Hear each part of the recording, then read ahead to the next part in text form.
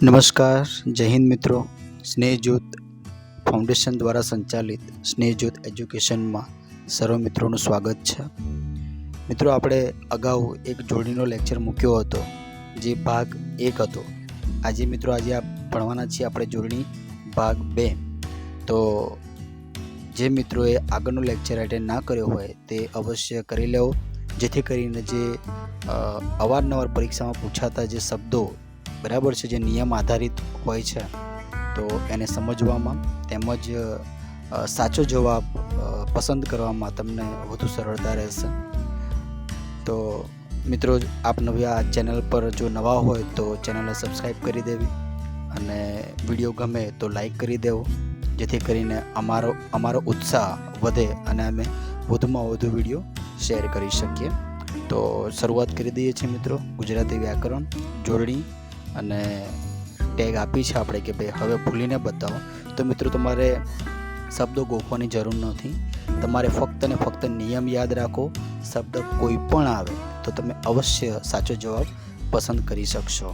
તો શરૂઆત કરીએ છીએ જોડણી.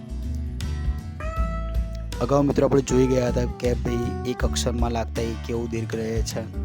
પછી બીજો નિયમ પણ આપણે જોયું હતું કે અનુસ્વાર યુક્ત એકાક્ષરમાં આવતું જે ઉ હોય છે એ હસ્વ રહે છે. ત્રીજા નિયમમાં આપણે જોયું હતું કે બે અક્ષરના શબ્દમાં પ્રથમ અક્ષરને લાગતા એ કેવા હોય છે, દીર્ઘ રહે છે. એ પણ આપણે ઉદાહરણ સમજ્યા હતા. અને અપવાદ તરીકે આપણે મિત્રો યાદ રાખવાનું છે કે ભાઈ પ્રિય શબ્દ છે. આમ જોવા જઈએ તો બે અક્ષરના શબ્દમાં પ્રથમ અક્ષરને જે ઈ કેવું લાગે તે દીર્ઘ જ રહે છે. પણ અપવાદમાં એક શબ્દ છે કે ભાઈ પ્રિય, એ હંમેશા નહીં કહી શકાય કે અપવાદ છે ટૂંકમાં, કે ભાઈ પ્રિય છે ને એમાં જે પની જે માત્રા લાગેલી છે એમાં હસવાઈ જ આવશે. બરાબર છે. તો આ તમારે ધ્યાન રાખવાનું રહેશે, જેથી કરીને પરીક્ષામાં કદાચ હવે તો એવું છે કે મિત્રો કે અપવાદ વધારે પૂછાય છે, કે બંધારણ હોય કે પછી ગુજરાતી વ્યાકરણ હોય કે પછી અંગ્રેજી વ્યાકરણ હોય, કોઈ પણ હોય. તો અત્યારે હાલ મિત્રો અપવાદનો જમાનો છે, તો તમારે અપવાદવાળા શબ્દ યાદ રાખવાના રહેશે. પછી મિત્રો આપણે જોયા હતા કે ભાઈ 3 અક્ષરનો જે નિયમ છે, તો એમાં આપણે જોયું હતું કે ગુરુ અક્ષર પહેલાંના ઈ કેવું હસ્વ, જ્યારે લઘુ અક્ષર પહેલાંના ઈ કેવું દીર્ઘ રહે છે. એના નિયમો પણ આપણે જોઈ લીધા હતા. પછી 4 અક્ષરની વાત કરી હતી મિત્રો કે ભાઈ 4 અક્ષરમાં જે શબ્દનો જે પ્રથમ અક્ષરનો જે લાગતા ઈ કેવા રહે છે, તો ભાઈ કે હસ્વ રહે છે. આપણે એની ચર્ચા કરી ચૂક્યા છીએ. પછી આપણે એના 4 જે ઉદાહરણો છે એ પણ જોયા હતા.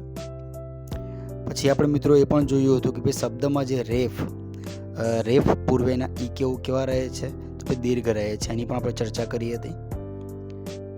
7મા નિયમમાં આપણે જોયું હતું કે જોડાક્ષર પૂર્વેના ઈ કેવા હોય છે, હસ્વ રહે છે. ઉદાહરણ પણ આપણે જોયા હતા મિત્રો. 8મામાં આપણે જોયું હતું કે બે ઈ બરાબર છે, નાની અને મોટી જ્યારે પરસ્પર સાથે આવે તો જે પ્રથમ ઈ દીર્ઘ રહે છે, જ્યારે દ્વિતીય કેવી રહે છે, હસ્વ રહે છે. મિત્રો, ખાસ આ જે ઉદાહરણો જે લખ્યા છે એ તમારે ખાસ ધ્યાન રાખવાના રહેશે, કેમ કે મિત્રો અવારનવાર ક્યાંક ને ક્યાંક કોઈ ને કોઈ પરીક્ષામાં પૂછાતા રહ્યા છે. અને હવે તો ઝળહળતાની સફળતા સાથે હવે ન્યૂઝ પણ આવી ગયા છે કે 4000 સમથિંગ જે વેકેન્સી છે મિત્રો, એમાં 15 માર્ક્સનું ગુજરાતી વ્યાકરણ રહેશે. એટલે તમારે, અને એમાં પણ સ્પેસિફાઈડ સબ્જેક્ટ એ લોકોએ નક્કી કરેલા છે. એમાં જોડણી પણ એક મુખ્ય અંગ છે એમ કહી શકાય. તો મિત્રો તમારે આ ધ્યાન રાખવું જ પડશે. મિત્રો, તમે આ જોડણી વ્યવસ્થિત કરશો તો એની પાછળ જ જે ભાષા શુદ્ધિ, વાક્ય શુદ્ધિનું જે ચેપ્ટર આવશે, પ્રકરણ આવશે, તો એમાં પણ તમને સરળતા રહેશે. તો બે ઈ સાથે આવે તો પ્રથમ ઈ કેવી રહે, દીર્ઘ રહે, અને બીજી જે દ્વિતીય ઈ આવશે એ હસ્વ રહે છે. ઉદાહરણ તમે જોઈ શકો છો.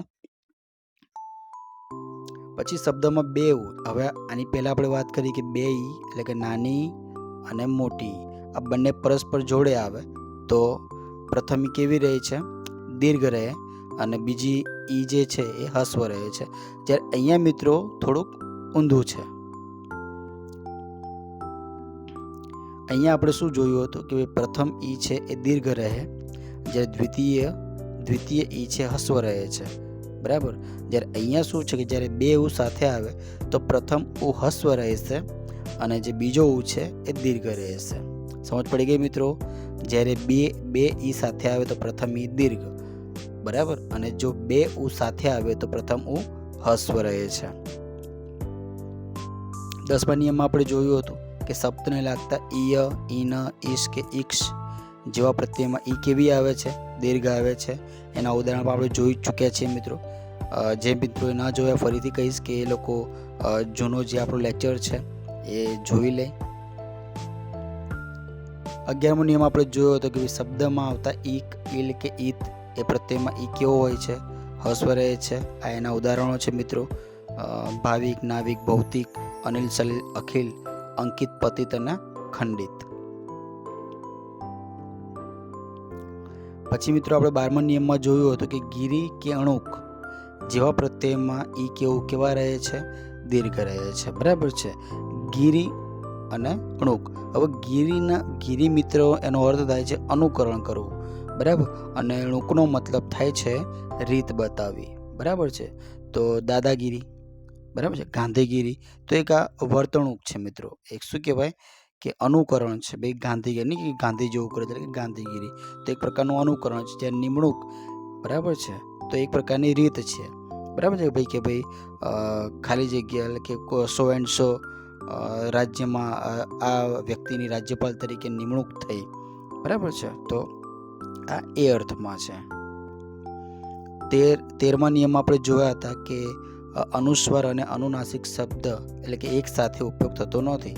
કાં તો તમે અનુસ્વાર મૂકો, કાં તો પછી એનું જોડાક્ષર જે આવતો હોય મૂકો. બંને તમે સાથે ના મૂકી શકો. અહીંયા ઉદાહરણ આપેલું છે કે અંબા. હવે તમે અંબા એ અનુસ્વાર કહીને લખો, બરાબર, તો આ સાચું છે. અને જો તમારે અનુસ્વાર નથી મૂકવો તો તમે અંબા આવી રીતે પણ લખી શકો. બરાબર છે. આ બંને શબ્દ સાચા છે. પણ મેં અહીંયા અનુસ્વાર પણ મૂક્યું છે અને પછી જોડાક્ષર પર રાખ્યું છે. તો મિત્રો એ શબ્દ તદ્દન અસત્ય છે, ખોટો છે. તો તમારે આ પણ ધ્યાન રાખવાનું રહેશે. 14મા નિયમમાં આપણે જોયું હતું કે ય પહેલામાં આવતો જે ઈ છે એ હસ્વ હોય છે. એટલે કે યની પહેલાં જે કંઈ પણ ઈ આવે કેવો હોય? હસ્વ હોય. એના ઉદાહરણ આપણે મિત્રો અહીંયા મૂકેલા છે, એ તમારે જોઈ લેવા. બરાબર છે. એક આ તમે શબ્દ આગળ એક નિયમમાં જોયો હતો કે બે અક્ષરમાં જે પ્રથમ અક્ષર હોય કેવો હોય? દીર્ઘ હોય. પરંતુ પ્રિય શબ્દ એવો છે કે જે હસ્વ રહે છે. 15મા નિયમમાં મિત્રો આપણે જોયું હતું કે શબ્દોમાં જે નારી જાતિના રૂપના અંતે ઈની કે ઈણીમાં જે ઈ આવે છે હંમેશા કેવું હોય છે? એ દીર્ઘ રહે છે. ઈણી અથવા ઈણી. બરાબર છે. સુહાસિની, મોહિની, વિનોદિની, ગૃહિણી, મૃણાલિની, પદ્મિની, તપસ્વીની, વિદ્યાર્થીની. મિત્રો આપણે અગાઉ એક નિયમ જોયો. તમારે એ નિયમ અહીંયા એપ્લાય કરવાનો નથી. અહીંયા એ એપ્લાયનું અનુકરણ કરવાનું નથી. અગાઉ આપણે એ નિયમ જોયો કે જ્યારે શબ્દમાં બે ઈ સાથે આવતી હોય તો પ્રથમ ઈ દીર્ઘ કરવાની અને બીજી હસ્વ. તો અહીંયા એ મિત્રો એ નિયમ લગાવવાનો નથી. ખાસ તમારે ધ્યાન રાખવાનું છે કે અહીંયા આપણે ઉલ્લેખ કર્યો છે કે શબ્દોમાં નારી જાતિના રૂપમાં અંતે. બરાબર છે. જ્યારે આની પહેલાંનો નિયમ આપણે જોયું કે બે ઈ જોડે આવે તો પ્રથમ તમે દીર્ઘ કરો અને બીજી હસ્વ કરો. પરંતુ અહીંયા તો એવી વાત કરી દીધી છે કે શબ્દના જે અંતમાં ઈણી કે ઈની આવે ને તો તમારે આ નિયમ લાગુ કરવાનો છે. તો આ 15 નિયમ સુધીનો મિત્રો આપણે જોઈ ગયા છીએ ભાગ 1માં. બરાબર છે. હવે આપણે નવો જે ભાગ છે એની શરૂઆત કરીશું. મિત્રો નિયમોના જે નંબર છે એ કન્ટિન્યુ એટલે કે અવિરત ચાલશે. બરાબર છે. 15 પછી 16. પણ વિડીયો આપણો થોડો લાંબો થતો હતો માટે આપણે એને 2 ભાગમાં વિભાજિત કર્યા છે. તો આજે શરૂઆત કરીએ મિત્રો આપણે 16મા નિયમથી. તો જોઈએ 16મો નિયમ શું કહે છે. તો મિત્રો 16મા નંબરનો નિયમ એવું કહે છે કે તીવ્ર અનુસ્વાર ધરાવતો શબ્દ જોડાક્ષરનો નિયમ ધરાવે છે. તેથી તેમાં પૂર્વેનો અક્ષર હસ્વ લખાય છે. સાહેબ ખબર ના પડી તો જોઈ લઈએ આપણે. શું કીધું છે કે તીવ્ર અનુસ્વાર ધરાવતો જે શબ્દ. અહીંયા જોઈએ કે બિંદી. અહીંયા બિંદી. અહીંયા ખાલી બીદી આપણે નથી બોલતા મિત્રો, બિંદી. તો મિત્રો આમ જોવા જઈએ તો બિંદી મારા આમ લખવું હોય તો પણ લખી શકું બિંદી. બિંદી. અને મારે આમ લખવું છે તો પણ હું લખી શકું બિંદી. બરાબર છે મિત્રો. પેન ખરાબ છે માટે તમે અક્ષર પર ના જતા, હું જે કહું છું એની પર જરા ધ્યાન કેન્દ્રિત કરશો. જો બિંદી, આ પણ શબ્દ સાચો લખ્યો છે મેં અને આ પણ શબ્દ સાચો લખ્યો છે, પરંતુ બરાબર છે, માની લો કે હું કંઈક આવી રીતે લખું છું બિંદી, તો મિત્રો આ તદ્દન ખોટો જ શબ્દ છે. બરાબર છે, કેમ કે ક્યારે પણ અનુસ્વાર અને જોડાક્ષર સાથે ન આવે જ્યારે વાત તીવ્ર અનુસ્વારની હોય. બરાબર છે, તો તમારે આ ધ્યાન રાખવાનું રહેશે. એ પ્રમાણે આપણે મેં શબ્દો પણ અહીંયા મૂક્યા. કદાચ આનાથી વિશેષ શબ્દો તમે જાણતા હોય તો એ પણ તમારે ધ્યાનમાં લેવા. બરાબર છે, તમે આનાથી વિશેષ કંઈ જાણતા હોય તો એ પણ જોવું. અત્યારે આપણે જે મેં શબ્દો લખ્યા છે આપણે જોઈએ કે ભાઈ ઈ વાળા જોઈએ તો કોઈ બિંદી, સિંધી, જિંદગી, ઠીંગુજી, લીંબોડી, સિંગડું, હિંડોળો, હિંમત વગેરે. જ્યારે ઉની વાત કરીએ તો કે કુંજો, કુંભ, બુંદી, ભૂંડ, ઉંદર, ઉમ્મર, કુંડળ, કુંભાર, ગુંદર, ગુંબજ. તો મિત્રો તમે જોઈ શકો, તમે જ્યારે અનુસ્વારવાળા શબ્દનું જ્યારે ઉચ્ચારણ કરો છો ત્યારે થોડો શબ્દ શું કહેવાય છે કે એનું ઉચ્ચારણ છે થોડું લાંબુ ખેંચાય છે. આપણે ખાલી એમ કહીને ઊભા નથી રહેતા. જેમ કે અહીંયા વાત કરીએ કે કૂજો, બરાબર છે, તરત આમ ચાલી નથી નીકળતા, આપણે થોડોક વિરામ લઈએ છીએ ત્યાં કે કુંજો. બરાબર છે, તો તમારે આ ધ્યાન રાખવાનું છે. 17મો નિયમ મિત્ર એવું કહે છે કે 3 કે તેથી ઓછા અક્ષરના અંગ્રેજી શબ્દોમાં મોટા ભાગના ઈ હસ્વ હોય છે. 3 કે તેથી ઓછા અક્ષરના અંગ્રેજી શબ્દોમાં મોટા ભાગના ઈ હસ્વ હોય છે. મિત્રો બંને શબ્દો મેં એવા લીધા છે કે જે પરીક્ષામાં અવારનવાર પૂછાઈ ગયા છે. એક તો છે ટિકિટ અને બીજું છે વિઝિટ. તો અહીંયા ફરીથી હું તમને કહીશ કે મિત્રો તમે અગાઉ જે નિયમ ભણ્યા કે જ્યારે શબ્દની અંદર 2 ઈ જોડે આવે તો પ્રથમ ઈ દીર્ઘ કરવી અને બીજી ઈ હસ્વ કરવી, તો એ નિયમ મિત્રો તમારે અહીંયા લગાવવાનો નથી. બરાબર છે, અહીંયા તમને ખાસ લખવામાં આવ્યું છે કે ભાઈ 3 કે તેથી ઓછા અક્ષરના અંગ્રેજી શબ્દોની વાત કરી છે. અહીંયા મોટા ભાગના ઈ કેવા હોય છે? હસ્વ. તો અહીંયા 2 ઉદાહરણ આપ્યા છે મેં, ટિકિટ અને વિઝિટ. એ સિવાય તમે કોઈ જાણતા હોય તો એનો પણ તમે ઉલ્લેખ કરી શકો છો. ચલો 18મા નિયમમાં આપણે જોઈએ તો 18મો નિયમ મિત્રો શું કહે છે કે 4 કે તેથી વધુ અક્ષરના અંગ્રેજી શબ્દોમાં મોટા ભાગે છેલ્લા અક્ષરને લાગતો ઈ દીર્ઘ રહે છે. એ સિવાય આગળના મોટા ભાગના ઈ કેવા રહે છે? હસ્વ રહે છે. તો જોઈએ ભાઈ, તો યુનિવર્સિટી, તો 1 2 3 યુનિવર્સિટીની વાત કરતા હતા મિત્રો આપણે.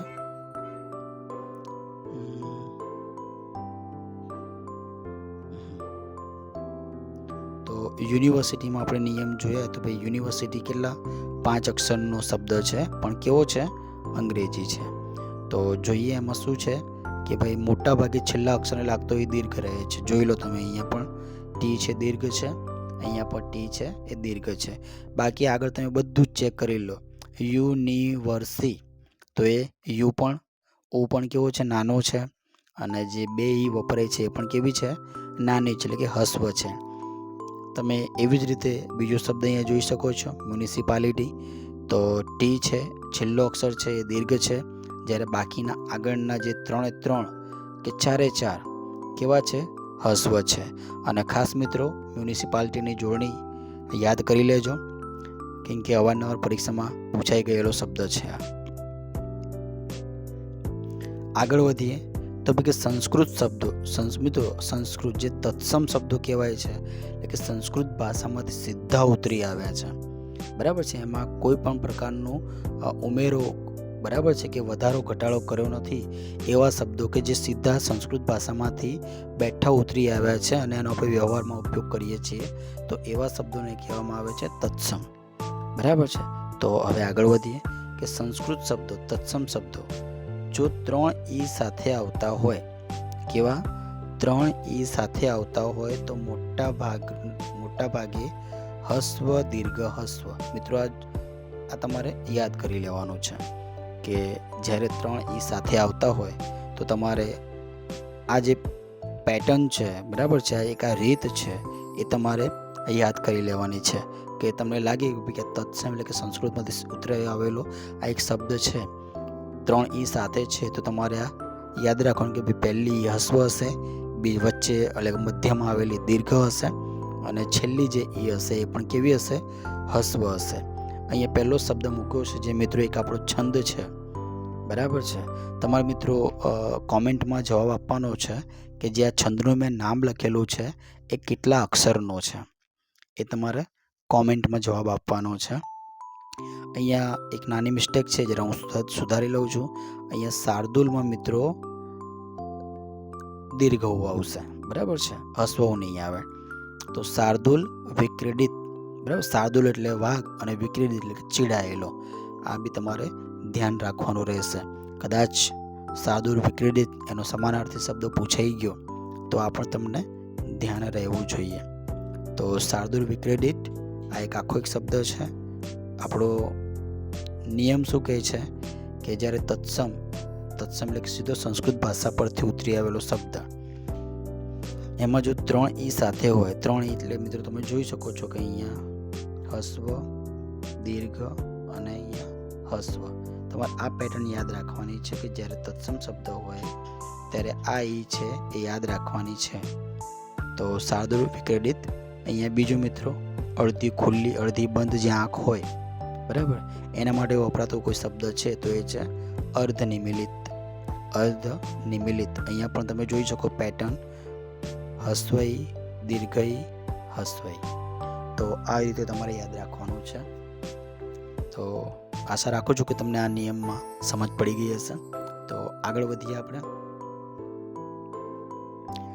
હવે મિત્રો એક નાનો ટોપિક મેં અંદર મૂકેલો છે કે આપણને થોડુંક જાણકારી માટે કે ભાઈ અમુક ટાઈમે આપણે લોકો લખવા ખાતર લખી દેતા હોઈએ છીએ પણ આપણે અર્થ સમજતા નથી, બરાબર છે. એક નાના અનુસ્વારના કારણે પણ અર્થનો અનર્થ થઈ જાય છે. તો એના વિશેની થોડીક મેં માહિતી મૂકી છે, એ તમે આજે આપણે જોઈ લઈએ. તો અનુસ્વારને લીધે વ્યક્ત થતો અર્થભેદ, બરાબર છે મિત્રો. આપણને એવું લાગે કે ભાઈ આપણે સાચું જ લખ્યું છે કે આપણે સાચા જ છીએ, પણ મિત્રો અનુસ્વાર તમે નથી મૂકતા અને જ્યાં નથી મૂકવાનો તે તમે અનુસ્વાર મૂકો છો તો મિત્રો અર્થનો અનર્થ થઈ શકે છે, બરાબર છે. એ ખોટો શબ્દ બની શકે છે. જેમ કે અહીંયા આપણે વાત કરીએ કે ભાઈ કંદ એટલે કે કંદમૂળની વાત છે. કંદ એટલે કાંદો, અને જો હું અનુસ્વાર નીકાળી દઉં છું તો શું થઈ જશે? કદ એટલે કે પ્રમાણ અથવા તો માપ. ખાંદ, અહીંયા અનુસ્વારવાળું ખાંદ એટલે ખભો, જ્યારે ખાદ એટલે ખોટ, બરાબર છે. જે વાણિજ્ય ક્ષેત્રે જે લોકોએ બેચલર કર્યું હશે એ લોકોને ખબર હશે, કોમર્સવાળાને ખબર હશે કે ભાઈ ખાદ એટલે કે ખોટ. ખંડ એટલે કે આપણે મિત્રો ભાગ, ટુકડો, બરાબર છે. આપણે ખંડ જે આપણા જે 7 ખંડ 5 ખંડો છે, બરાબર છે. તો ખંડ એટલે કે ભાગ, ટુકડો. અને ખાલી ખડ એટલે ઘાસ. જોઈ શકો છો ને મિત્રો કે અનુસ્વારના લીધે કેટલો ફરક છે. અહીંયા ખંડ એટલે ભાગ, ટુકડો થાય છે, જ્યારે અહીંયા ખડ એટલે ઘાસ થાય છે. નંગ, બરાબર છે. નંગ એટલે કે એક હીરો કહી શકીએ, નંગ. અને અમુક ટાઈમે આપણે કહીએ છીએ કે આ તો આ માણસ તો નંગ છે એટલે કે લુચ્ચો. જ્યારે અનુસ્વાર નીકાળી દઈએ તો નગ એટલે શું થાય છે? પર્વત, બરાબર. આગળ જોઈએ કે પંખ એટલે કે ભાઈ પાંખ, અને ખાલી પગ એટલે પક્ષ અથવા તો તરફેણ, એક પ્રકારનો તળપદો શબ્દ છે પગ. પંડ એટલે શરીર અને પડ એટલે ઢાંકણ, આપણે કહીએ ને ઢાંકણ, પડ. ફાંટ એટલે જોડી, અને ખાલી ફાટ એટલે કળતર અથવા તો પીડા. તો મિત્રો આ તો થોડાક જ શબ્દો મેં લીધા છે, બાકી ઘણા એવા શબ્દો છે, બરાબર છે, કે એમાં અનુસ્વારના કારણે અર્થભેદ, બરાબર છે, કે આખો શબ્દનો અર્થ બદલાઈ જતો હોય છે. એવા ઘણા શબ્દો છે. આ મેં કંઈક થોડાક જ લીધા છે જે પરીક્ષામાં પૂછાવા લાયક છે. આગળ વધીએ. યસ, આગળ મિત્રો આપણે જોઈએ કે જોડણી ભેદથી અર્થભેદ. જોડણી ભેદથી અર્થભેદ. આપણે મિત્રો અમુક ટાઈમે જ્યાં હસવઈ લગાવવાની હોય ત્યાં દીર્ઘઈ લગાવી દઈએ છીએ. દીર્ઘઈના જગ્યાએ હસવઈ, હસવઉના જગ્યાએ દીર્ઘઉ, દીર્ઘઉના જગ્યાએ હસવઉ. તો મિત્રો એનાથી લાગે કે ભાઈ કંઈ ફરક નથી પડતો, પણ મિત્રો ગુજરાતી વ્યાકરણમાં ફરક પડે છે. બરાબર છે, એમાં ફરક પડે છે કે તમે તમારી એક નાની ભૂલ, બરાબર છે, એ બહુ મોટું કારણ સાબિત થઈ શકે છે. જેમ કે વાત કરી કે ભાઈ ગીરી, જો ઘ અને ર ને એટલે કે બંને હસવઈ હોય તો એ પર્વત થાય છે. ગીરી એટલે પર્વત, બરાબર, ગિરિમાળ, પર્વત. જ્યારે આ ગીરી એટલે કે બંને દીર્ઘઈ ગીરી એટલે કે અનુકરણ. આપણે હમણાં જોયું કે ભાઈ દાદાગીરી, બરાબર, ગાંધીગીરી, તો એ ગીરીમાં આ વપરાયું છે એટલે કે અનુકરણ. જો પાણીમાં હું જો હસવઈની વાત કરું તો પાણી એટલે હાથ થાય, અને જો દીર્ઘઈની વાત કરું પાણીમાં તો પાણી એટલે આપણું જળ, બરાબર છે, પાણી એટલે જળ. જો હું આ હરિની વાત કરું છું હસવઈવાળા તો એ આપણા ઈશ્વર ભગવાન થાય છે. જ્યારે દીર્ઘઈવાળા હરિની વાત કરું છું તો એ શું થાય છે? વાંદરો, બરાબર છે. વાંદરાને હરિ તરીકે બી ઓળખવામાં આવે છે, પણ હરિ કયો? તો દીર્ઘઈવાળો હરિ એટલે વાંદરો, અને હસવઈવાળા હરિ એટલે આપણા ભગવાન. આગળ જોઈએ કે ભાઈ પૂર, બરાબર છે. જો હસવઉ છે પૂરમાં તો એ નગર થાય, અને દીર્ઘઉ છે તો પૂર એટલે કે જે સુનામી જે આવે છે, આપણી સુનામી, બરાબર છે, પાણીનો જે પ્રવાહ, એની વાત છે અહીંયા. હસવઈવાળા જે વાત કરો, ચીર એટલે લાંબુ, બરાબર, ચિરાયુ ભવ, તો ચીર એટલે લાંબુ, અને દીર્ઘઈમાં ચીર એટલે વસ્ત્ર થાય. તો મિત્રો આ છે આપણી નાની અમથી ભૂલોના કારણે બદલાતા અર્થભેદ. હવે મિત્રો આપણે જોઈશું કે ભાઈ પ્રત્યય આધારિત જોડણી, બરાબર, કે પ્રત્યયના કારણે જે જોડણી બનતી હોય તો એની વાત કરીએ. તમારે ખાલી પ્રત્યય યાદ રાખવાના હોય છે, બરાબર. તો એ પ્રમાણે આપણે જોઈએ તો પહેલું જ જોઈએ આપણે કે ભાઈ અભી પ્રત્યય પરથી બનતા જે શબ્દો છે, તમે તો અભી છે એમાં કેવું આવે છે? અભી હસવા આવે છે, બરાબર. અભી પ્રત્યય પરથી બીજા કયા કયા શબ્દો બને છે? તો અભિમાન, અભિજ્ઞાન, અભિમાન, અભિજ્ઞાન. હવે અહીંયા મિત્રો તમે જોઈ શકો છો, ચલો આપણે અભિસારિકા છે પછી રાખીએ, પણ એની પહેલાં આપણે જોઈએ કે અભિરુચિ, બરાબર, અભિનય, બરાબર, અભિ અને રુચિ, અભિરુચિ. પછી છે અભિમુખ. તો અહીંયા જે અભિ છે એમાં ક્યારે બી દીર્ઘ નહીં આવે, એ તમારે ધ્યાન રાખવાનું છે. હવે અહીંયા હું વાત કરું અભિસારિકા, અભિ અને સારિકા. તો મિત્રો અહીંયા બે નિયમ લાગુ પડ્યા છે. એક તો પ્રત્યય વાળો જે નિયમ છે અભિ, બરાબર છે, અને બીજો કયો નિયમ લાગુ પડ્યો છે? તો ભાઈ 3 અક્ષરવાળા જે નિયમ છે તો એ નિયમ પણ અહીંયા લાગુ પડ્યો છે. અહીંયા કા છે કેવો છે? દીર્ઘ છે, માટે એની આગળનો જે ઈ છે એ હસ્વ થઈ જશે, બરાબર છે. એક તો આ નિયમ છે. બીજો આપણે જોયું તો ભાઈ ઈત, ઈક કે ઈકા, બરાબર છે. ઈત, ઈક કે ઈકા, જ્યારે શબ્દના છેડે ઉચ્ચારણ થતું હોય તો ત્યારે બી ઈ કેવો આવશે? હસ્વ આવશે. ત્યારે ઈ કેવો આવશે? હસ્વ આવશે. તો આ બી મિત્રો આપણે ધ્યાન રાખવાનું રહેશે. અને તમારે કોમેન્ટમાં જવાબ આપવાનો છે કે અભિસારિકા એટલે શું. કોમેન્ટમાં તમારે મિત્રો ખાસ જવાબ આપવાનો રહેશે કે અભિસારિકા એટલે શું. આગળ વધીએ. હવે વી પ્રત્યયની વાત કરીએ આપણે. તો વી પ્રત્યયમાં જો તમે વી એ હસ્વ જ રહે છે તો એવા શબ્દો આપણે જોઈએ વિહીન, વિજ્ઞાન, વિશેષ, વિસ્તૃત અને વિભિન્ન, બરાબર. હવે અહીંયા એવા નિયમો અહીંયા બી જેમ કે 3 અક્ષરવાળો જે નિયમ છે એ પણ લાગુ પડેલો છે, બરાબર છે. અહીંયા તમે આ 3 અક્ષરવાળા નિયમ બી અહીંયા લાગુ પડેલા છે, બરાબર. આ 3 અક્ષરવાળા નિયમ લાગુ પડ્યા છે. પ્રત્યય વી તો બરાબર જ છે, પણ અહીંયા 3 અક્ષરવાળા નિયમ લાગુ પડ્યા છે. અને અહીંયા તમે જોઈ શકો છો કે અહીંયા જોડાક્ષરવાળો નિયમ પણ લાગુ પડ્યો છે, બરાબર. કેવી રીતે? કે જોડાક્ષર પૂર્વેનો જે અક્ષર છે હંમેશા કેવો હોય? તો કે ભાઈ કેવો હોય? હસવો હોય. તો ન, ભિન્ન, તો ન પૂર્વેનો જે અક્ષર છે એ કેવો થઈ જશે? હસ્વ થઈ જશે. તો તમારે આ પણ ધ્યાન રાખવાનું રહેશે. અતિ પ્રત્યય અતિ મિત્રો આવી રીતે જ લખાય, અતિ હસવઈ. તો એના ઉદાહરણ જોઈએ કે અતિશયોક્તિ છે, અતિરિક્ત છે, અતિવૃષ્ટિ છે અને અતિશય છે. અતિશયોક્તિ, અતિરિક્ત, અતિવૃષ્ટિ અને અતિશય. નિહ પ્રત્યય, બરાબર. નિ પ્રત્યય, તો નિ પ્રત્યયમાં જોઈએ કે નિવેદન, નિયોજન, નિવાસ, નિયંત્રણ, નિગ્રહ. હવે કેટલાક શબ્દો મિત્રો એવા પણ છે જે અપવાદ, તો મેં તમને થોડી વાર પહેલાં પણ જાણ કરી હતી કે મિત્રો હવે બેઠા શબ્દો નહીં, પણ હવે જે અપવાદવાળા શબ્દો તમારે ખાસ ધ્યાનમાં રાખવાના છે. તો જોઈએ અપવાદમાં કયા કયા શબ્દો છે. તો નીરવ, તો નિહ વત્તા રવ, નીરવ, બરાબર. નીરવ. પછી નિરોગી, બરાબર. નિરોગી, નીરસ, કે જ્યારે તમે એનું સંધિ છૂટી પાડો છો ત્યારે ની એ વિસર્ગ સાથે જો છૂટું પડતું હોય, બરાબર છે, તો એ શું કહેવાય છે કે એ હસવાઈ થઈ જશે.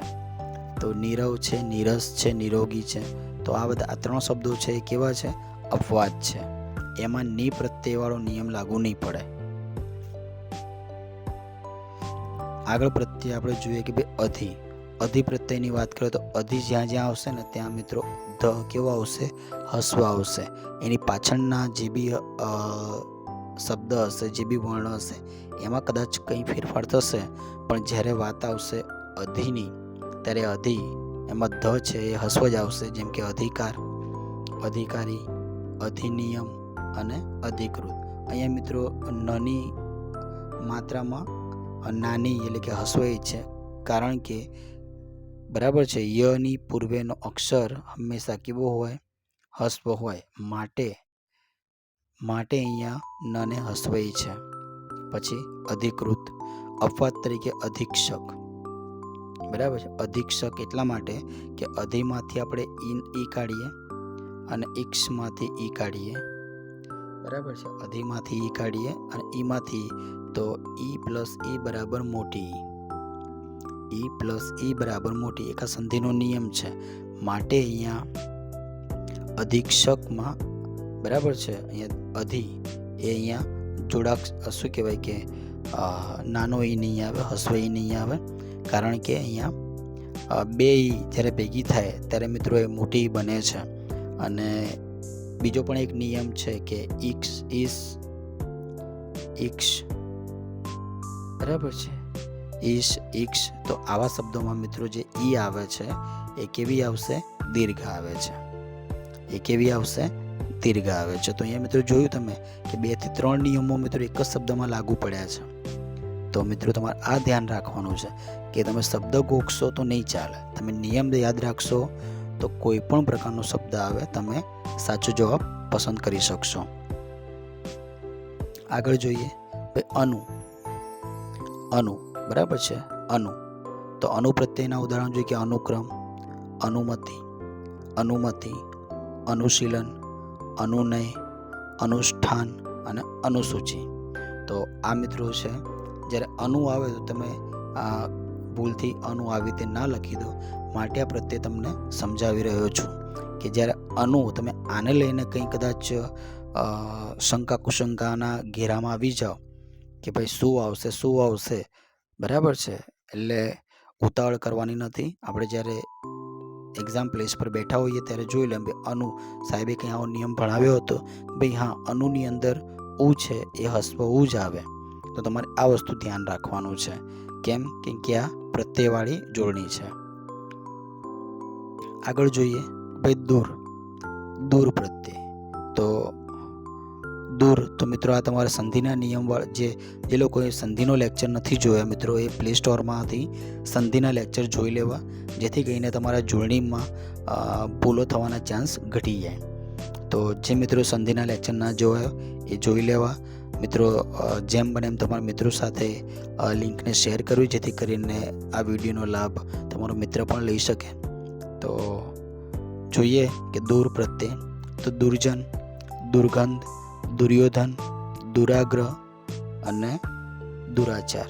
હવે આ કેવી રીતે દુર્જન થયું, દુર્ગંધ થયું, દુર્યોધન થયું, તો એના માટે તમારે મિત્રો મારો જે સંધિવાળો જે વિડીયો છે જેના 4-5 ભાગ છે તમારે જોવા પડશે, જેથી કરીને તમને આમાં સમજણ પડશે કે કેમ આવું થયું છે તે. તો આ તમારે ધ્યાન રાખવાનું છે. દૂર પ્રત્યય આવે ત્યારે દુર્જન, દુર્ગંધ, દુર્યોધન, દુરાગ્રહ અને દુરાચાર. ખાસ મિત્રો જે અત્યારે CCE જે કમ્બાઇન્ડ કોમ્પિટિશન એક્ઝામ છે, નવી અત્યારે જે રીત જે છે, જે રીતે એક્ઝામ લેવાની છે એની જે નવી પેટર્ન છે, તો એના માટે તો તમારે મિત્રો આ જે વિડીયો છે, સંધિ છે, સમાસ છે, જોડણી છે, ભાષા સુધી, હું ટૂંક સમયમાં નવું એક ટૉપિક લઈને આવવાનો જ છું કે ભાઈ વાક્ય સુધી કે ભાષા સુધી, તો એ પણ તમને ઉપયોગી સાબિત થશે નવા સિલેબસ પ્રમાણે.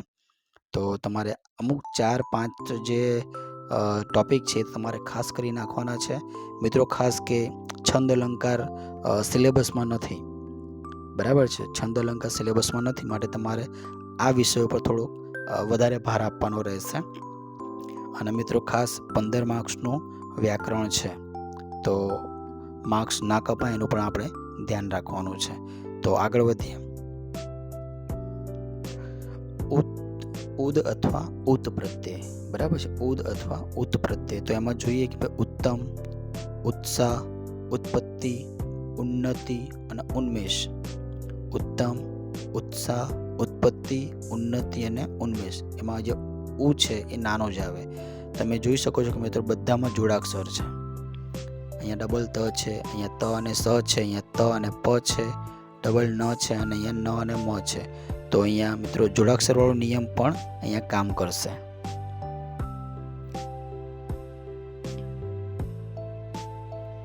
તો મિત્રો અહીંયા આપણે જોડણી લેક્ચર જે છે ભાગ 2 પણ અહીંયા પૂર્ણ કરીએ છીએ.